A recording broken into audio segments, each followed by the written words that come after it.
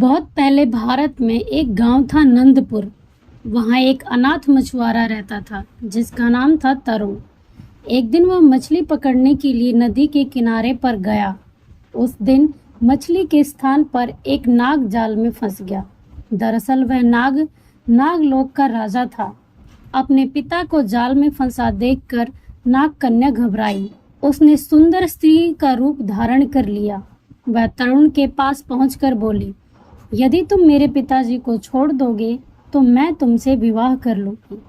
युवक मान गया और उसने नाग को छोड़ दिया।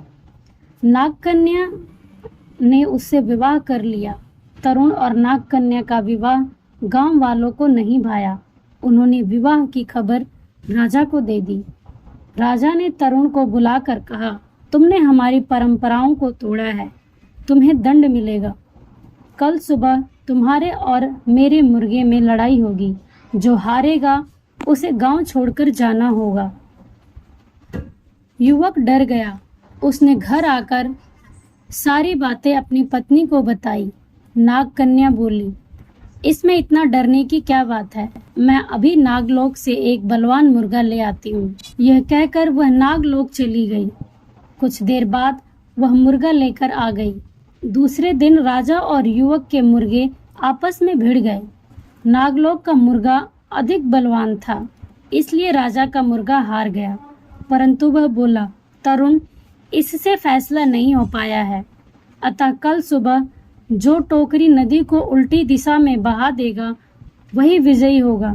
तरुण के लिए लोहित नदी के बहाव को उल्टी दिशा में मोड़ना असंभव था। उसने यह बात नाग कन्या को बताई।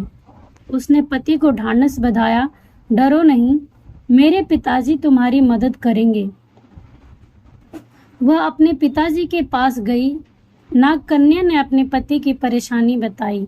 पिता ने उसे सुंदर टोकरी दी। कहा, टोकरी को नदी में डालते ही धारा उल्टी दिशा में बहने लगेगी। नाग कन्या अपने घर पहुंची। उसने तरुण को सारी बातें बता दी। तरुण ने टोकरी नदी में डुबो दी। इस पर तुरंत नदी का बहाव उलटकर राजा के महल तक पहुंच गया। तरुण खुशी से झूम उठा।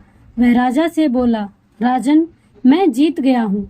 शर्त के अनुसार आपको यह गांव छोड़कर चले जाना चाहिए। राजा कहाँ हार मानने वाला था। वह बोला, इस निर्णय को भी अंतिम नहीं माना जाएगा।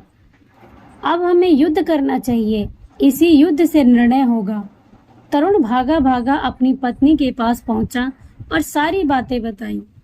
राजा के पास बड़ी फौज थी, परंतु तरुण तो अकेला था। नागकन्या उसकी परेशानी सुनकर फिर नागलोक में पहुंची।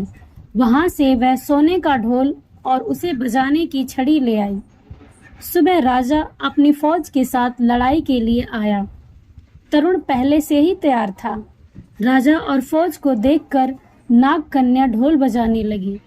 ढोल की ढम ढम सुनकर वृक्ष, जानवर, घास पत्ते आदि नाचने लगे। राजा और सैनिक भी हथियार फेंककर झूमने लगे और राजा ने तरुण को विजयी घोषित कर दिया। तब तरुण और उसकी पत्नी नागकन्या गांव के राजा रानी बन गए।